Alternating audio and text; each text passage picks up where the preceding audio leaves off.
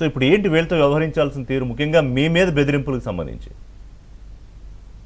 ఋషి గారు, ఇప్పుడు కాసు కృష్ణారెడ్డి గారు ఏం చెప్పాడండి?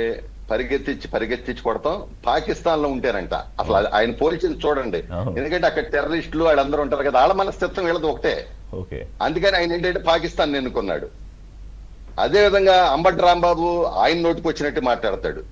పేరు నాని విషయం, ఒక్క విషయం చెప్తాను. పేరు నాని అయితే డైరెక్ట్ లేండి, ఆయన పెద్ద ఏమి ఓపెనే, పొద్దునే పగలే నరికేయండిరా అంటున్నాడు ఆయన. మా జిల్లా కాబట్టి ఒక విషయం చెప్తా. ఆయన ఏమంటాడు? రపరపేంట్రా, కన్ను కొడితే రాత్రిపూట పని అవ్వాలంటాడు. ఎందుకంటే మరి చూడండి, ఒక మంత్రి చేశాడు, శాసనసభ్యుడు చేశాడు, వాళ్ళ తండ్రి మంత్రి.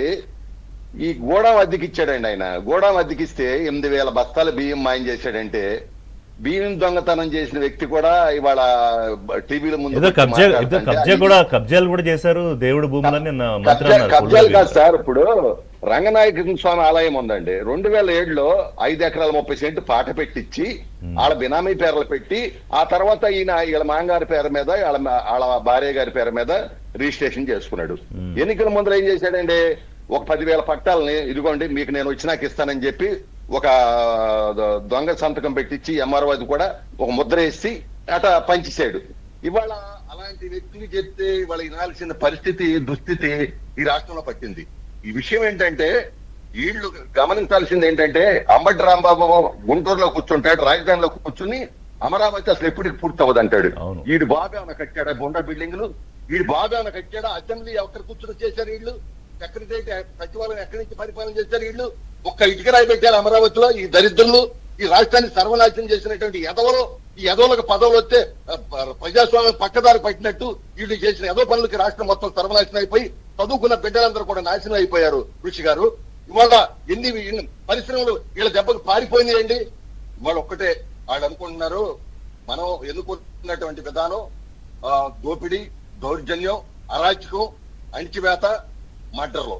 ఇది చెల్లదకే 11 సీట్లలో కూర్చోబెట్టినా వాళ్ళకి బుద్ధి జ్ఞానం రాలా. 11 సీట్లలో కూర్చోబెట్టినా వాళ్ళకి బుద్ధి జ్ఞానం రాలా. వైసీపీ ఎక్కువైపోయింది. ఎందుకంటే వీళ్ళు వచ్చిన విధానం చూడండి. తండ్రి చనిపోతే ముఖ్యమంత్రి కావాలని సంతకం పెట్టించినటువంటి వ్యక్తి దుర్మార్గుడు జగన్మోహన్ రెడ్డి. ఎందుకు వచ్చింది ఈ పార్టీ? ఆ రోజు కాంగ్రెస్ పార్టీ తండ్రికి మంచి భవిష్యత్తు ఇచ్చింది కదా, అక్కడ ఉండొచ్చు కదా. కేవలం ముఖ్యమంత్రి కోసం పెట్టాడు ఈ పార్టీ. ఆ తర్వాత ఎన్నికల్లో మళ్ళీ ఇలా బాబాయిని ఆ రోజున పేరు నాని అన్నట్టు రాత్రికి సిగ్నల్ ఇస్తే పొద్దున్నే ఇచ్చేసినట్టుగా చంపేసి అది నారాష్ట్ర రక్త చరిత్ర అని రాసి సిబిఐ దర్యాప్తు అని రాసి ఈ రోజుకి ఒక మాట మాట్లాడుతున్నాడు. పాపం వాళ్ళ బాబాయ్ గారి గురించి, వాళ్ళ చావు గురించి ఒక్క రోజు మాట్లాడుతున్నాడు. వాళ్ళ చెల్లెళ్ళు రోడ్ల మీద పడి తిరుగుతున్నారే, ఆడబిడ్డలు తల్లిని చెల్లిని ఆస్తి కోసం బయటికి గెంటేశాడే. ఇవన్నీ ప్రజలు గమనిస్తా ఉన్నారు. జగన్మోహన్ రెడ్డి నైజం అనేది రాష్ట్ర ప్రజలకు తెలుసు కాబట్టి 11 సీట్లు. సో అయితే వీళ్ళ మాటలు, వీళ్ళ బెదిరింపులు మీరేం పట్టించుకోవట్లేదు అంటారు సార్? ఏం సార్, మేము చిన్నప్పటి నుంచి కష్టపడి బీసీ కుటుంబాల్లో పుట్టిన మేము కష్టపడి పైకి వచ్చామండి. నీతి నిజాయితీలతో అన్న నందమూరి తారక రామారావు గారి పుణ్యం అంటే ఎంపీ అయ్యి ఈ రోజు రాష్ట్ర స్థాయిలోకి వచ్చామండి. మేమెందుకు భయపడాలండి? ఏం చేస్తారు?